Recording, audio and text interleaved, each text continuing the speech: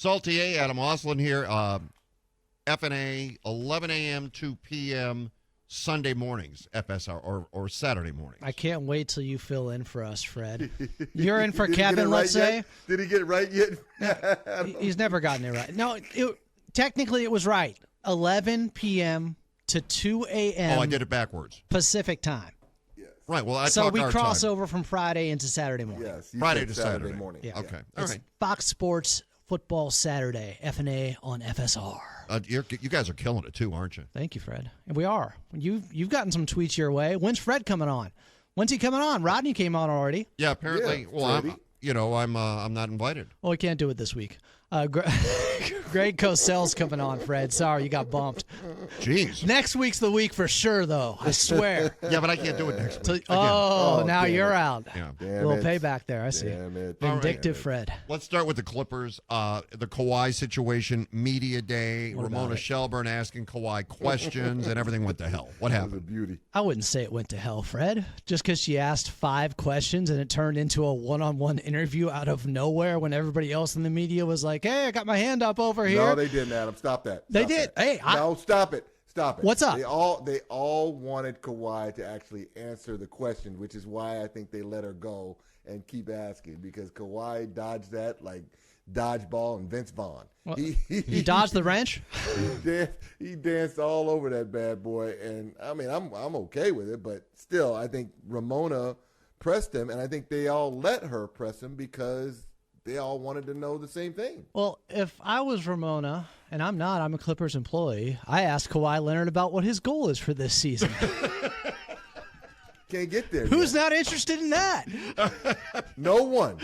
Right. I was really No one. throwing a lifeline after she put him under the hot lamp No there for a one's second. interested in what the Clippers, how they're going to look the first half of this. No one cares.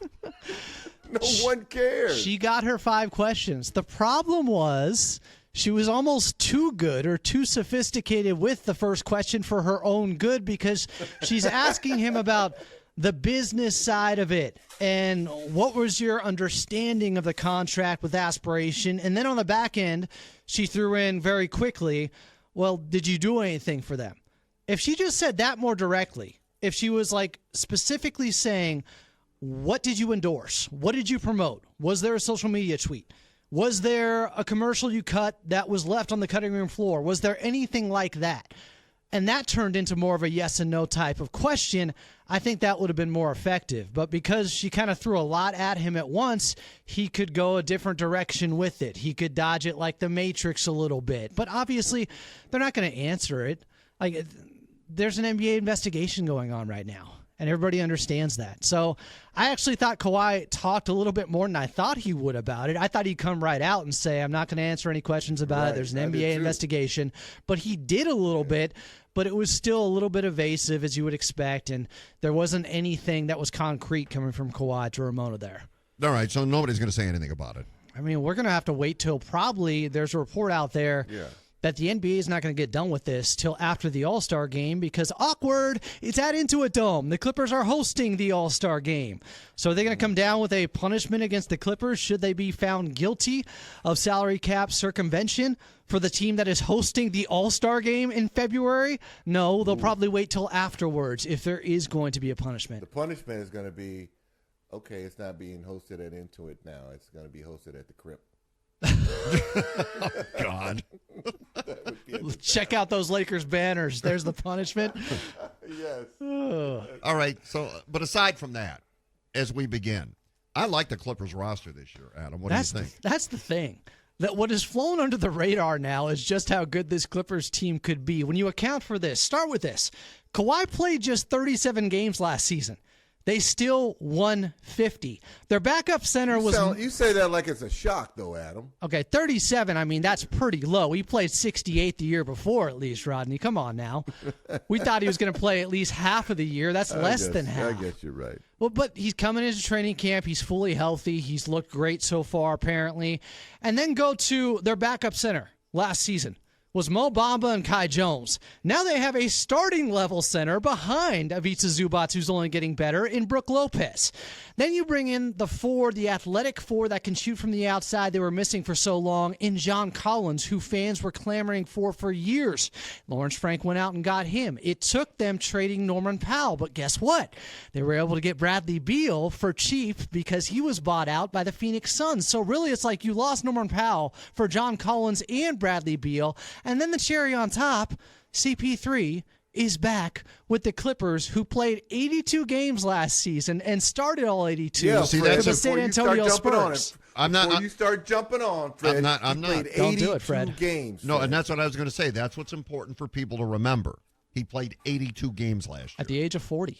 Yeah. He was good. He had the best plus-minus advanced minutes out there with Wemby out of anybody of the San Antonio Spurs. He was very good. So he's obviously played with James Harden before with the Houston Rockets. Now he's backing him up. This team is deep. They're loaded. Are they cool? They're healthy. Are they cool though, Adam? Are they cool? I mean, come on now. And James Harden, are they cool? Oh, yeah.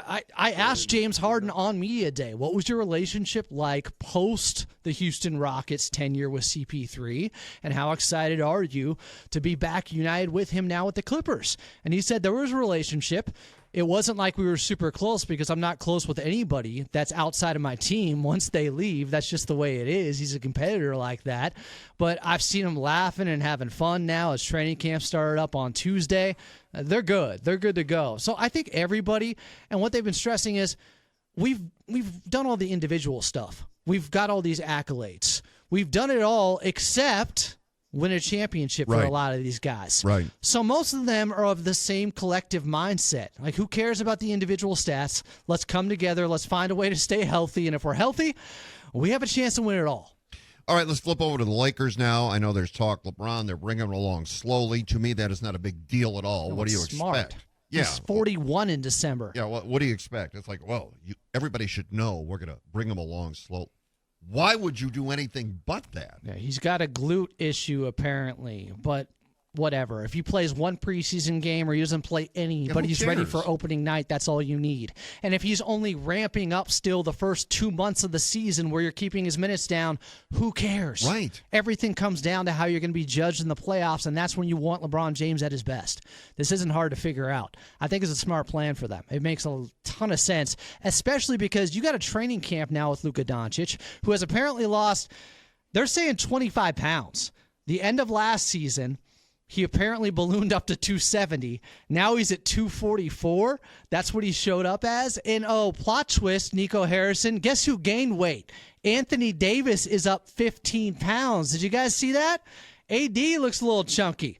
Looks a little barrel-chested out there. Now, he says with the Dallas Mavericks, he comes in a little bit heavier because he's going to lose the weight as the season goes along. No. Very interesting, though. I've never seen him this big. Guys like that. I used to play with everybody. So what, is Nico Harrison going to trade him? Because apparently any guy that gains weight there, no matter how good they are, just like he did with Luka Doncic, they don't have the Mamba mentality. These guys aren't in elite peak conditioning. Well, I don't know. That was his reasoning for trading Luka Doncic, so is he going to do the same with AD? The only reason. The only one. All right. There's more to it than that. Come on now. I don't agree with him often, but I think Rodney's right. None of them are a good enough reason. I'm sorry. Still, the trade is ridiculous.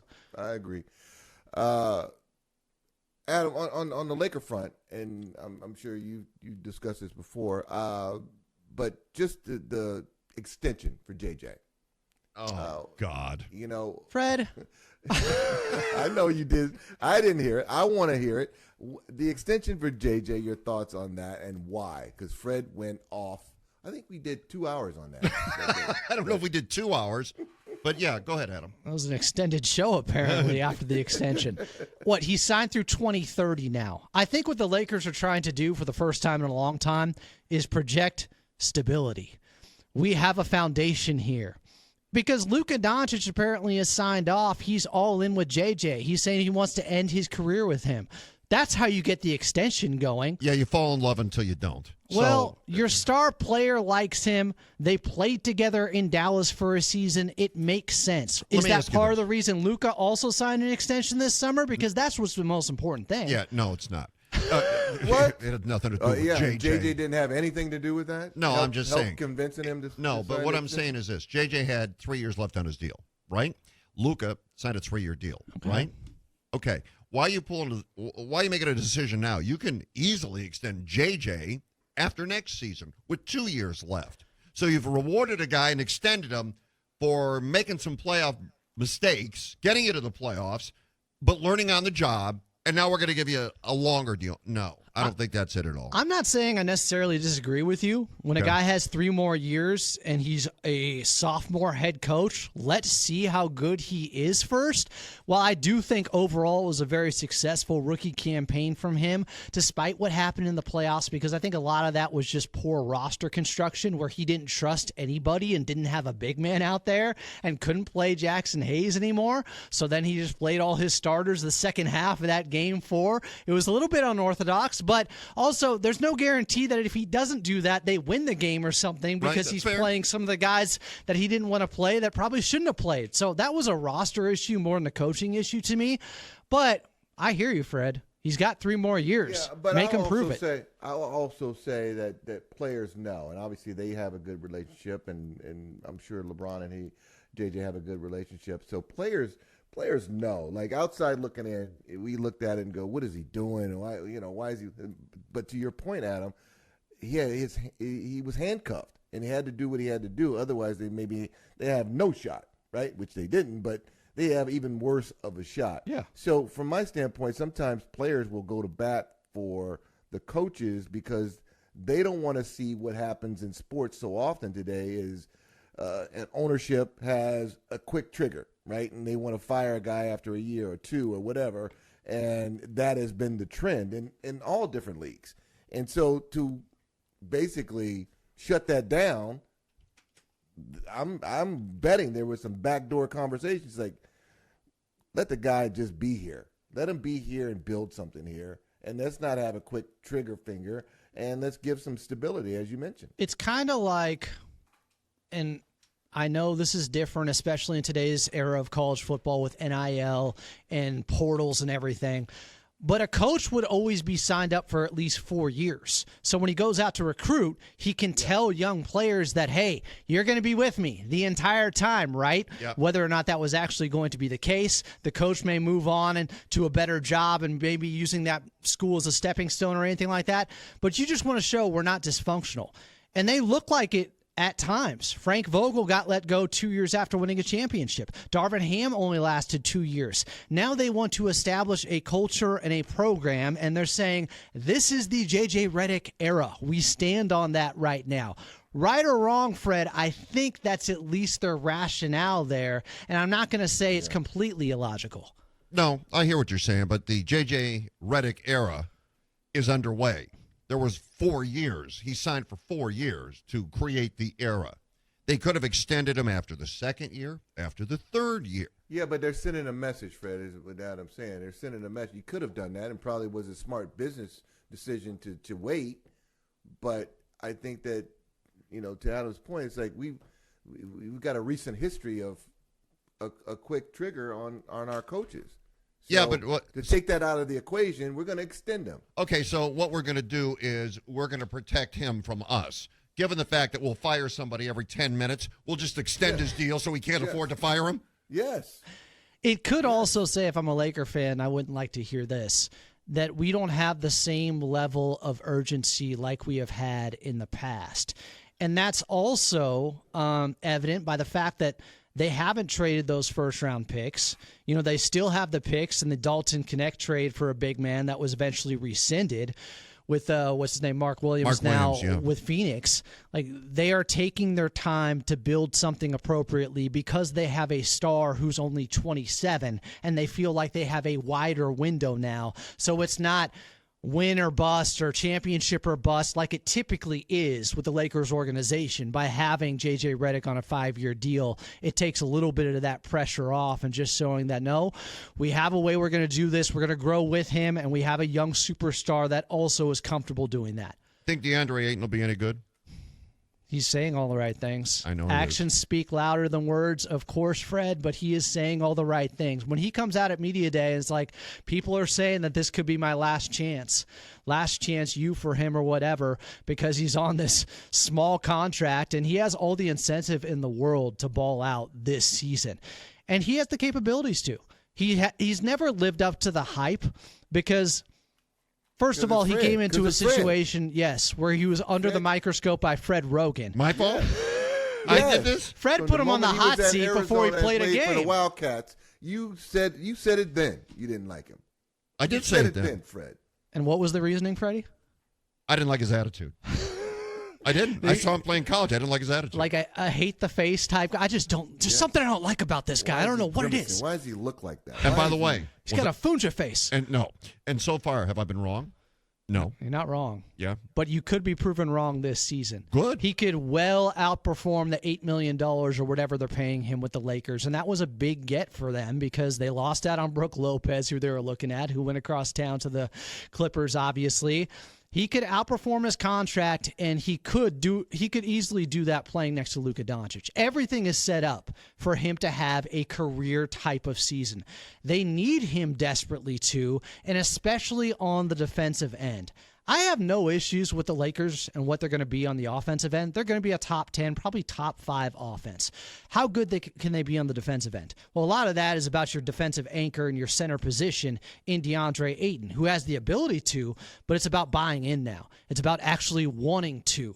And when you have that pressure of being a Laker and knowing what the expectations typically are, you know, it's either going to go one way or the other. It's going to go really good or really poorly. Yeah, I think overall he's going to be a good signing for them, and he's going to perform. I do. I just think there's too many reasons for him to get up for this season individually and then to be seen in a different light where people like Fred Roggin can get off his ass for once. Well, when you put it like that. Well, the pressure, too, of playing with LeBron and playing with Luka is going to change him a little bit. There's too many paths for him to succeed this time where it's like he'd really have to be trying to sabotage his own career if he doesn't have a good year with the Lakers now. All right. Adam, thanks for hanging. Appreciate it. All right. Love you guys. Love you. Let's go, Ronnie. All right. We're back to wrap this up.